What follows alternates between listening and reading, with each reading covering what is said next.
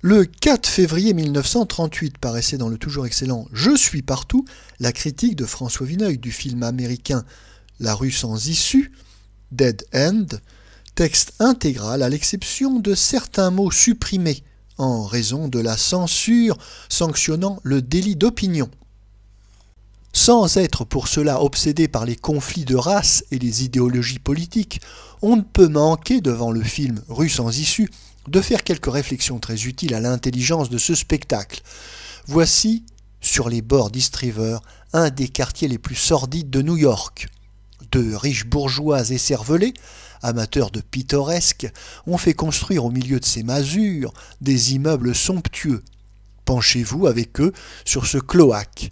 Regardez d'un peu plus près les petits vagabonds qui y pataugent. 9 sur 10 sont indiscutablement de type juif. Rappelez-vous encore que l'auteur, l'Alsacien américanisé Wyler, et le producteur, le puissant Samuel Goldwyn, sont juifs l'un et l'autre. Dès lors, il nous est facile de replacer l'ouvrage dans son vrai plan. Sans que le mot « juif » soit une seule fois prononcé, il s'agit avant tout d'une protestation du ghetto. Les petits juifs loqueteux, criards, grimaçants, chapardeurs, sont animés d'une jalousie furieuse contre le petit arien très blond qui habite la maison insolemment belle. Après l'avoir couvert de sarcasme, ils le volent, le rossent, avec toutes les excuses de la misère défiée. L'un d'eux blesse d'un anodin coup de canif à la main le père du petit arien, venu chercher la montre de son fils. Pour ce menu forfait, le père exigera l'arrestation et l'internement du coupable. L'aventure d'un gangster célèbre, né dans ce coin, où il revient quelques heures par nostalgie, et où il se fera descendre, paraît surtout destinée à corser le scénario dont elle forme le meilleur chapitre. William Wyler n'est pas un manchot, il signa déjà, d'après Sinclair Lewis, Dotworth, film trop lent mais énergique, avec des caractères étudiés en profondeur. Le décor de sa rue sans issue, pourquoi ne disons-nous pas en français l'impasse, est créé par un excellent peintre, avec son canal fétide, ses oripeaux étendus, ses cahutes de guingois, ses affreux déchets de civilisation industrielle échoués au milieu de la crasse orientale qui contraste si brutalement avec la religion yankee de la salle de bain. Le moindre détail n'y est pas placé inutilement, par goût du bric-à-brac, mais contribue à l'atmosphère morale et physique du lieu. Les odeurs, les vices, le désespoir fermentent dans cette sentine, sous l'éclatante lumière de l'été new-yorkais. Le couple des deux jeunes prolétaires, l'architecte en chômage et la petite gréviste glissant du carton dans ses souliers troués pour suivre une manifestation, est assez conventionnel, avec ses sentiments épurés et son honnêteté qui résiste aux souillures de la rue des pauvres. Le gangster élégant et lugubre, très bien joué par Humphrey Bogart, est dessiné avec beaucoup plus de force et son arrivée dans l'impasse donne lieu à 2 scènes très saisissantes.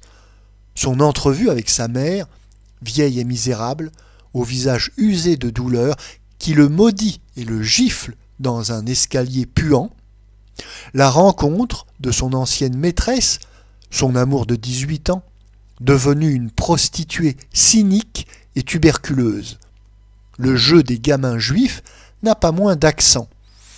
C'est là du meilleur réalisme, direct, cruel, dépouillé de toutes les concessions sentimentales que les Américains font trop souvent aux nerfs et à l'optimisme de leurs spectateurs.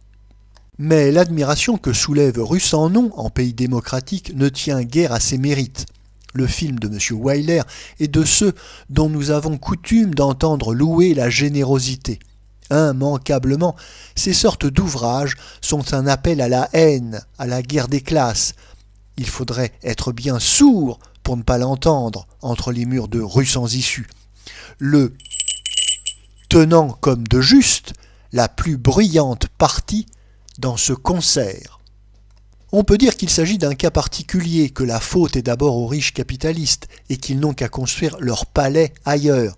Mais si tant est que le cas se retrouve dans la réalité, et avec la sottise bourgeoise, rien n'est impossible, ce qui compte ici, c'est le choix que les auteurs en ont fait, le sens symbolique qu'ils ont voulu lui donner. Ce symbole est beaucoup plus cru et violent dans la pièce, dont le film est extrait, et qui a connu un long succès dans New York, capitale d'Israël, avec ses 2 millions de juifs débarqués des grands ghettos de l'Europe orientale. On a comme toujours légèrement arrondi les angles au cinéma. Le petit arien riche garde une certaine crânerie dans sa morgue. Son père fait arrêter le gamin au canif en vertu des principes de l'ordre qu'il expose d'un ton convaincu dans son speech final.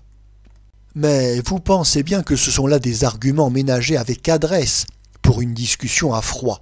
Dans le vif du film, ces abstractions restent inhumaines, inopérantes.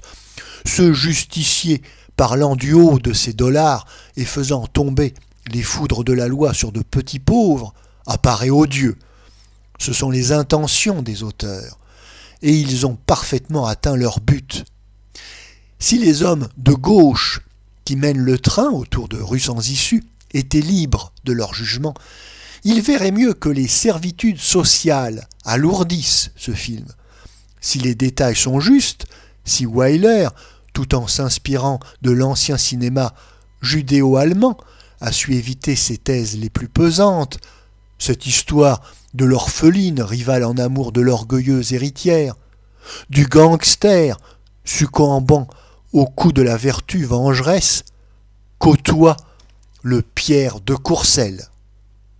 Mais cela ne compte pas pour tous ceux qui exultent en humant dans Rue sans issue le ferment révolutionnaire, avec la justification de l'envie et une absolution de principe du crime, dont il est bien entendu qu'il n'a pu naître que dans la misère où le capitalisme, seul vrai coupable, maintient le prolétariat. Des spectacles de cet ordre nous en disent plus long que les rapports d'économistes et de diplomates sur l'état politique de l'Amérique. L'immense pays roule au marxisme tête baissée. C'est la destinée fatale des nations qui laissent à la fois s'entasser dans les bas-fonds et s'emparer des plus hautes fortunes sans leur opposer rien d'autre qu'une démagogie vacillante. L'expérience rooseveltienne, comme l'expérience Bloom, n'a fait qu'affirmer l'hégémonie des magnats de New York et n'a pas pensé une seule plaie de la sordide misère américaine. Voici qu'un boyard, comme Goldwyn, tend la main au petit Polac frénétique du ghetto pour préparer avec lui les grands désordres. Ce sont de redoutables symptômes.